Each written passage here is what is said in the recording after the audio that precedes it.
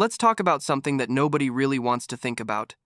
That moment you dial 911 and nothing happens. The line is dead. For millions of seniors, that's the ultimate nightmare, being completely alone when the systems we've trusted our whole lives just stop. And look, this isn't some fantasy. Right now, 911 call centers all over the country are struggling with massive staffing shortages. We're talking burnout, more calls than they can handle, and in some places, vacancy rates over 40%. When that happens, response times get longer, and in a real crisis, that can be the difference between life and death. But here's what I want to talk about today. Being alone does not have to mean being helpless. This isn't about fear, it's for smart people who understand that being prepared gives you power, real power. The power to not panic, the power to handle the situation when no one is coming to help. I've spent years figuring out what actually works in a crisis, and here's what nobody tells you. It's about rational self-reliance. It's about a clear, manageable plan. So today, we're going to break down the 12 critical preps every senior needs to be secure and in control. Let's get started. Number 1. The 30-day medication buffer. All right, let's start with number 1, and this is the absolute non-negotiable at the top of the list, your medication. In a crisis, a lack of essential medicine can become a life or death emergency way faster than a lack of food. For the millions of seniors relying on daily meds, a disruption of just a few days can be catastrophic. Your goal, a bare minimum 30-day supply of all essential medications on hand. Now, I know what you're thinking. My insurance will never let me do that. Wrong. That's a common assumption, but here's where we get strategic. First, talk to your doctor and pharmacist. Explain you're building an emergency kit and you need their help. Many will write a prescription for an extra month's supply, especially for emergency preparedness. But here's the real insider move, the early refill method. Most insurance plans, including Medicare, let you refill a prescription after about 75% of it has been used. For a 30-day script, that means you can often refill it about 7 days early. If you do this consistently, you slowly and steadily build a surplus. Over a year, that simple habit can add up to an extra 3-month supply. Now, proper storage is just as critical as getting the meds. Heat, humidity, and light will kill their potency. So, skip the bathroom cabinet. A cool, dark, dry place like a bedroom closet is best. For meds that need refrigeration like insulin, you need a power outage plan. A quality cooler with frozen gel packs is your first line of defense. And don't forget the over-the-counter stuff, pain relievers, allergy meds, antacids. By making your medication buffer your number 1 priority, you are tackling the single biggest threat to your health in an emergency. Number 2. The senior-focused food and water stockpile. Once your medical situation is solid, the next foundation is food and water. The standard advice is a 3-day supply. That's dangerously inadequate for a real-world crisis. You need to think in weeks, not days. Your goal should be a minimum of 2 weeks, and ideally a month or more. For water, the rule is 1 gallon per person, per day for drinking, cooking, and hygiene. A 14-day supply is 14 gallons. You can use sturdy, stackable water bricks or even sanitized 2-liter soda bottles. Store it cool and dark. And never assume the tap will be safe in a grid-down event. Get a simple, reliable water filter like a Sawyer Mini or a Life Straw as a critical backup. Now here's where a lot of preppers get it wrong for seniors. They stock up on high-sodium canned goods and hard-to-chew grains. You have to tailor your stockpile to times you asterisk. Focus on low-sodium canned veggies, fruits, and meats. Canned chicken, salmon, and tuna are fantastic protein sources. Think about easy prep. You might not have the energy for complex cooking. Instant oatmeal, protein bars, and powdered milk are great. And don't forget morale boosters like instant coffee, tea, or hard candies. Here's the thing that's so simple people overlook it: a manual can opener. Have at least 2. All the canned food in the world is useless if you can't get into it. Organize your pantry with the first-in, first-out FIFO method. New stuff goes to the back, older stuff moves to the front. This way you're always rotating and nothing expires. And finally, figure out how you'll cook. A small camping stove or solar oven is invaluable when your electric stove is just a metal box. Number 3. Building your personal support network. In a world without 911, your most valuable asset isn't a stockpile. It's the people you can trust. Self-reliance is key, but true strength is in community. You have to build this network before a crisis. Hoping a first responder will find you isn't a plan, it's a gamble. The American Red Cross suggests having at least 3 people you can rely on nearby. These can be neighbors, friends, or people from a local community group. These are the people who will physically check on you and who you'll check on. It has to be a two-way street. Now, I know having that conversation can feel awkward, but you can frame it as a neighbor helping neighbor pact. It could be as simple as, hey, if a bad storm hits and the power's out, I'll check on you. Would you do the same for me? Once you have your network, here are the practical steps. Exchange keys. This could be a lifesaver. Show them where your emergency supplies are. If you can't help yourself, they need to know where to find your first aid kit and water. Share your emergency info. A list of your meds, your doctor, and out-of-town family contacts. This isn't a time for privacy to trump safety. Have a non-verbal communication plan. Agree on a simple signal. A green cloth on the doorknob could mean, I'm okay. A red one means, I need help. This network is your first line of defense. It turns you from an isolated person into part of a team. Don't wait. Build that circle of trust now. Number 4, the go bag and the stay box. Preparedness isn't one size fits all. It's a 2-part system for 2 different scenarios, getting out fast or hunkering down for the long haul. You need both a go bag and a stay box. First, the go bag. This is your 72-hour kit in a backpack or small rolling suitcase. If you have to evacuate, you grab it and go. Here's what a senior-focused go bag needs. A 3-day supply of your essential meds. Copies of your vital documents in a waterproof bag, ID, insurance cards, power of attorney, medication list, an emergency contact list including that out-of-town contact. Spares of essentials like eyeglasses or hearing aid batteries. A small first aid kit, water and high-energy snacks, a change of clothes and sturdy shoes, cash and small bills. A flashlight with extra batteries. Next is your stay box. This is your big at-home stockpile. This is where your 2+ weeks of food, water, hygiene items, toilet paper, soap, wet wipes, a hand crank radio, lanterns, and lots of extra batteries live. Think of it this way, the go bag is for the sprint, the stay box is for the marathon. Check and update both kits twice a year. A good time is when you change your clocks. This simple strategy eliminates panicked decisions. If you have to leave, grab the bag. If you have to stay, you're already home. Number 5. Power, independent medical devices. For any senior who relies on electric-powered medical equipment, a grid-down scenario is a terrifying prospect. Devices like oxygen concentrators, CPAP machines, and nebulizers are lifelines. When the power goes out, having a backup plan is not optional, it's a matter of life and death. Your first step is to know the power requirements of your devices. Look for the sticker that lists the wattage. This is crucial. Make a list of your critical devices and their power needs. The most common solution today is a portable power station, sometimes called a solar generator. These are basically big rechargeable batteries you can use indoors because they're silent and have no fumes. A mid-sized one can run a CPAP for several nights. To make them truly sustainable, you need a way to recharge them, and that's where solar panels come in. Another option is a gas generator. They're powerful, but they have major drawbacks for seniors. They are incredibly loud, heavy, and produce deadly carbon monoxide, so they can never be run indoors or even near a window. Here's a smaller, insider move.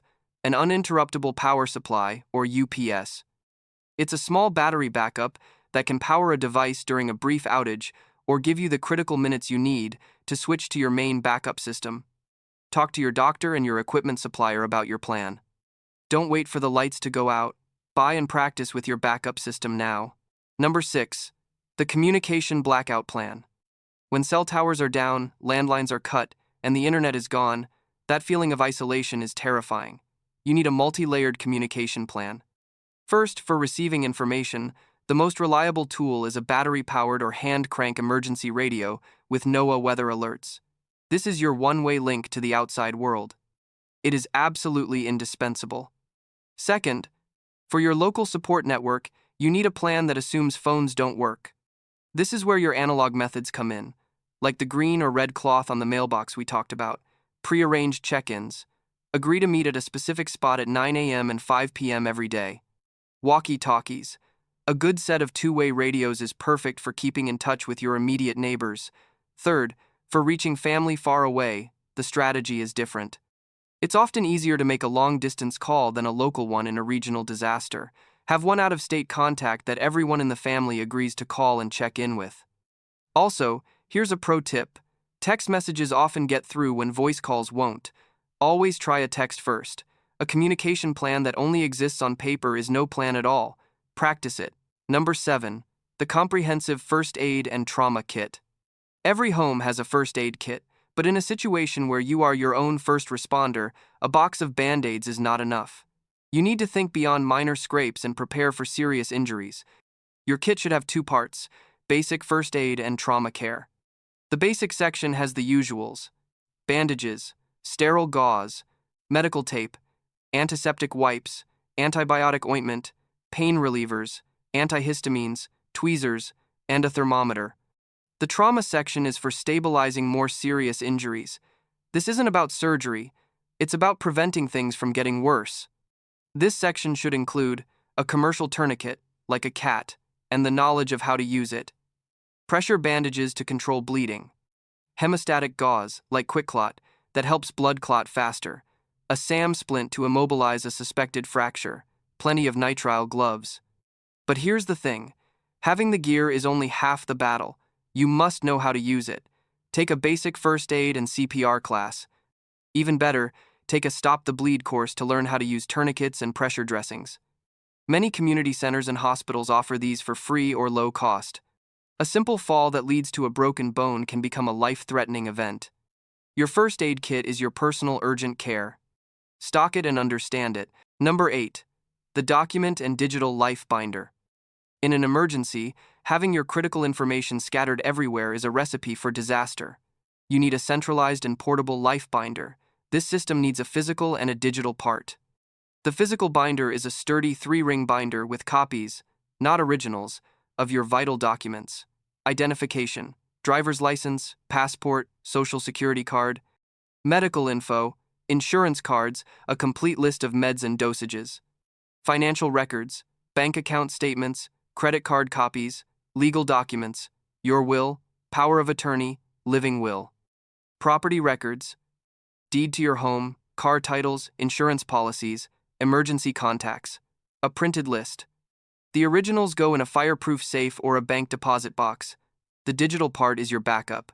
Scan every document and save them to a password-protected USB drive that you keep in your go bag.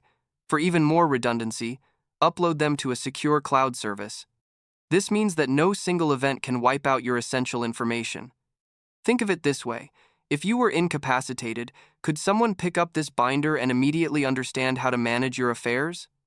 This binder makes it immeasurably easier for others to help you. Number 9.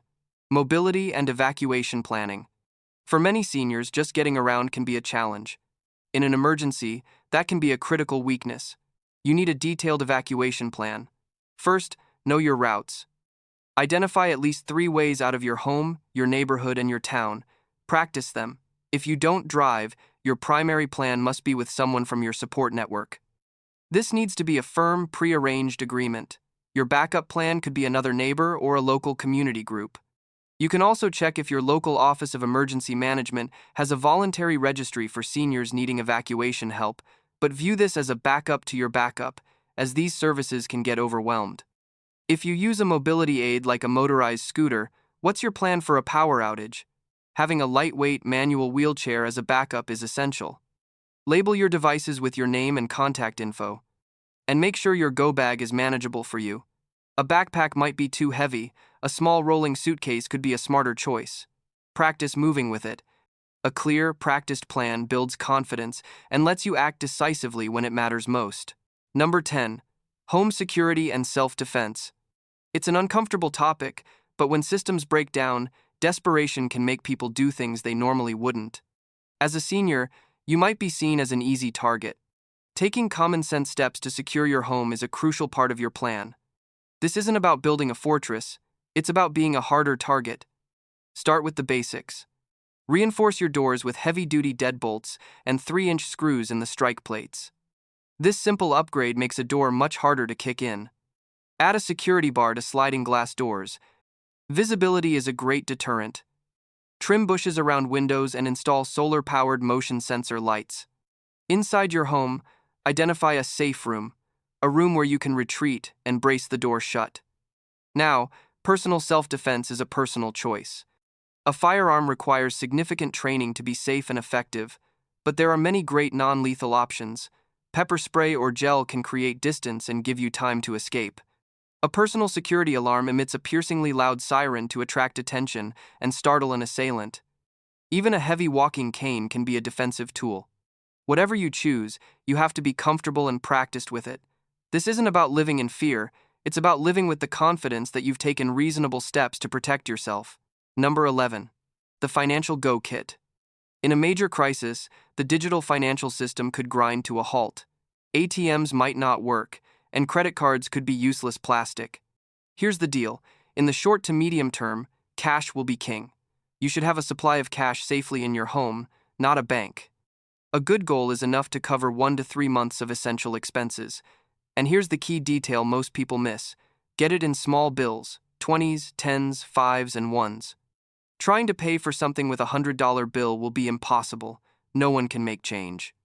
Beyond cash, think about a small stockpile of barter items, things that are small, portable, and in high demand. Coffee, small liquor bottles, lighters, batteries, and chocolate. You might not use them, but they could be invaluable for trading. Your financial kit also includes protecting what you already have. This goes back to Prep 8. Have physical and digital copies of all your financial documents. Finally, be incredibly wary of scammers. Disasters are a breeding ground for fraud. The government will not call you asking for your bank account number. A healthy dose of skepticism is a powerful financial defense. Number 12. Mental and emotional resilience. The final prep, and maybe the most important, isn't something you can buy. It's building mental and emotional resilience. A crisis is an intensely stressful and fearful time. The psychological toll can be as dangerous as any physical threat, especially for seniors who may already face social isolation. Resilience isn't about being fearless. It's about acknowledging the fear and functioning anyway. Here's how you build it. Maintain a routine. Even when the world is chaotic, get up at the same time, get dressed, and eat at regular times. These small acts anchor your day. Stay busy and purposeful. Your emergency preps should include books, puzzles, cards, or a hobby like knitting. An occupied mind has less room for fear. Practice stress reduction. This can be deep breathing, meditation, or prayer. Learning to control your breathing is a powerful way to manage acute stress. Stay connected. Checking in with your support network is a lifeline. It reinforces your sense of community and purpose. Giving help is just as important for your mental health as receiving it. Cultivate gratitude. This sounds tough in a dark situation, but focusing on what you do have is a powerful shift. Be grateful for a warm blanket or a hot meal. Hope is emotional fuel. All the gear in the world is useless if you lose the will to use it. Building your inner strength now is what will get you through any challenge. We have covered a massive amount of ground, from medications to mindset. These 12 preps aren't about fear, they are about empowerment. They're about turning vulnerability into strength and anxiety into action. Thinking about the systems we rely on failing is heavy, I get it. But proactive, smart preparation is the best defense you have. It's about taking responsibility for your own well-being and giving yourself the gift of peace of mind. You have the roadmap now. Don't let this be overwhelming. Pick one prep, just one. Maybe it's calling your doctor about that extra prescription. Maybe it's buying a few extra cans of soup. Or maybe it's just starting that conversation with your neighbor. Small, consistent steps are what build real preparedness. The journey to self-reliance starts with a single step. You have the knowledge, you have the strength, you can do this. What preps did I miss? What's the number one preparedness step you plan on taking this week?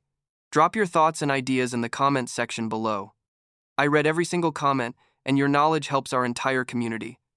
Thank you for watching, and stay safe.